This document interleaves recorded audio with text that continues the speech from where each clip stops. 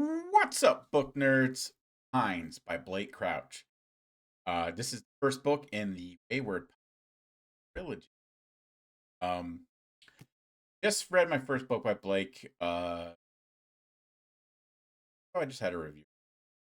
That was Dark Matter, really good. Apparently this also has a show, which I'll have to watch. But yeah, uh, another good sci-fi book. And before I get into that, if you like anything I do, you find me on YouTube, TikTok, Instagram, X, when I stream on Twitch on Saturdays. If you like anything I do, you can throw me a follow and a like. I'd appreciate it. I just kind of like doing this shit, and um, yeah, yeah. Let's not be awkward about this. Anyways, Fair Pines.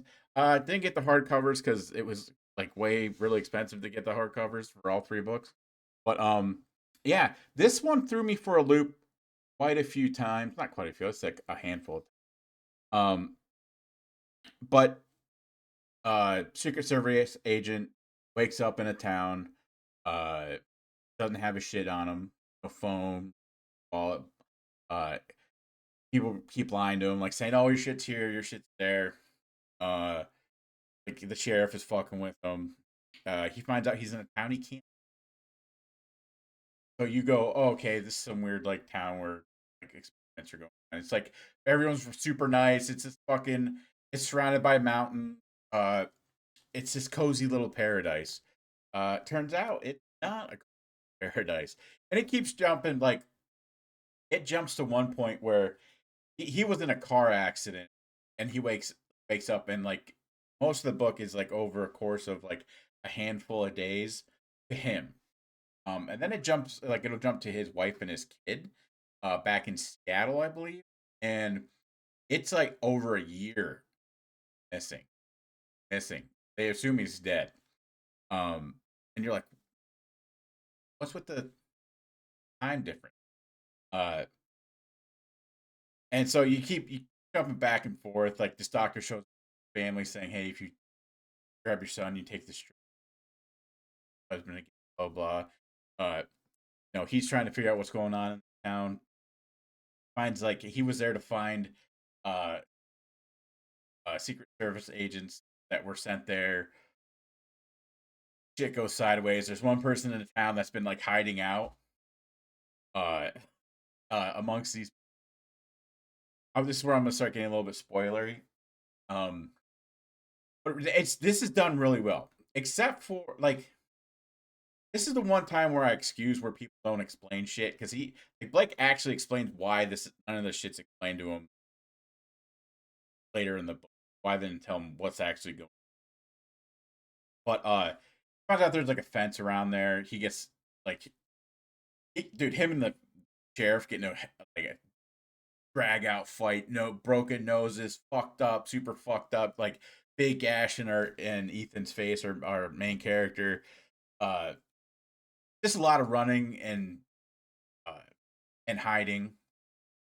They finally call for. He escapes the town. The town ends up looking for him to kill him. Like even the kids, like they all dress up in like fucked up like Halloween outfits and shit.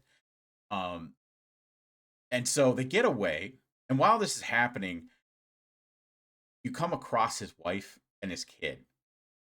Wife's like, I'm not going to tell my son about it because I want to go out there. Um, and I don't know if I can see him again. They've been in that town for 5 years. So he's been gone for a day, like a handful of days. When you first meet his family, it's been over a year since he's missing. Here, they've been there 5 years. You're like, really cool. He escapes. The one person that tries to help him gets fucked up and killed. Um, he escapes. He finds a fence. He climbs the fence. He starts climbing these sheer walls. Fucking monsters come out of left field. He ends up killing a handful of them, but he gets fucked up. Finds a vent, crawls in it. Uh, comes in this weird, seedy, back fucking sterile place.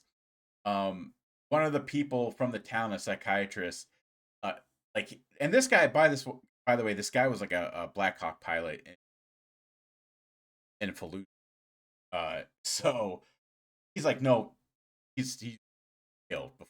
this isn't like a thing. He has a bit of a rage thing when things go sideways. So he's like evading all these people and this like hangar, like this underground bunker type shit. And so the doctor like comes out and he's like, I'll tell you what's going on. And he's like, that's fucking right. And he goes like fuck it. Well, I don't know why I'm running anymore.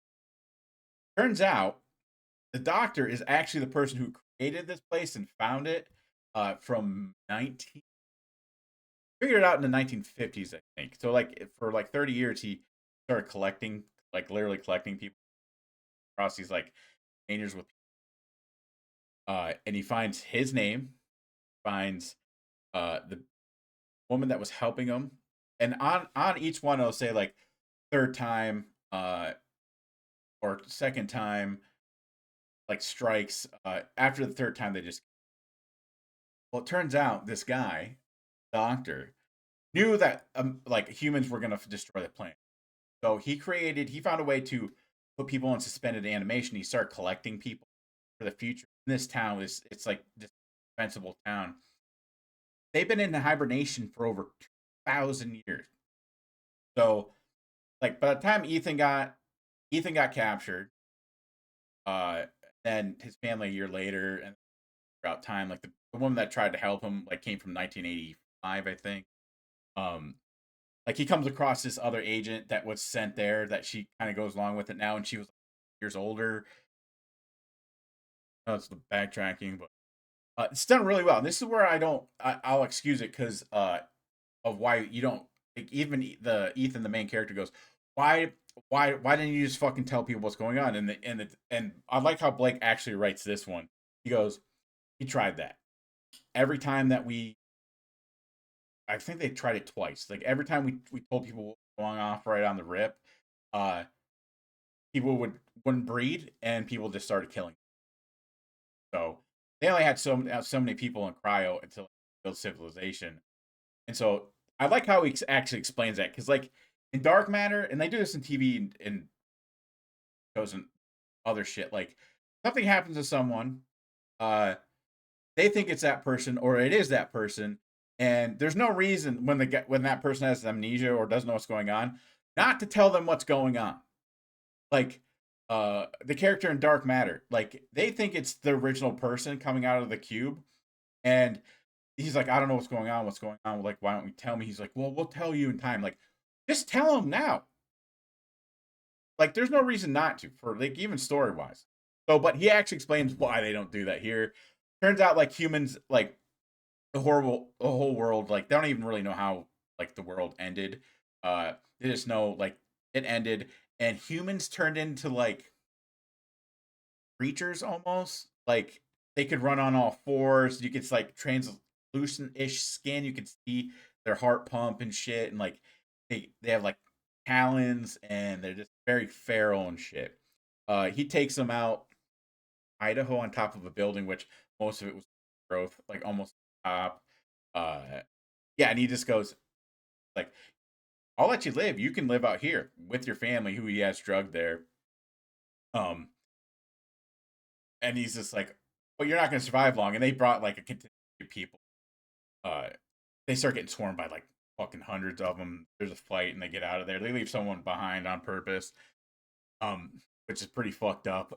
And our main character, I know I usually don't do spoilers like the whole book, but 3 books in this.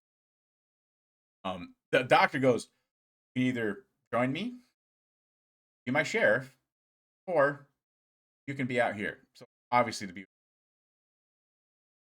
sheriff. So he starts going along with the plan. He he has this at the very end epilogue of the book. He gets to talk to his wife. They don't really talk about what happened, but it really like it makes me want to get the other 2 books, which I am going to. I already have them on the way. But yeah, super cool. Yeah, it jumps around like it definitely, it didn't go where I saw it was gonna go, but especially with like being 2,000 years in where you think you started, super good. I really like Blake Crouch so far. The second book read by him. But yeah, go read, nerds. All right, love you. Bye.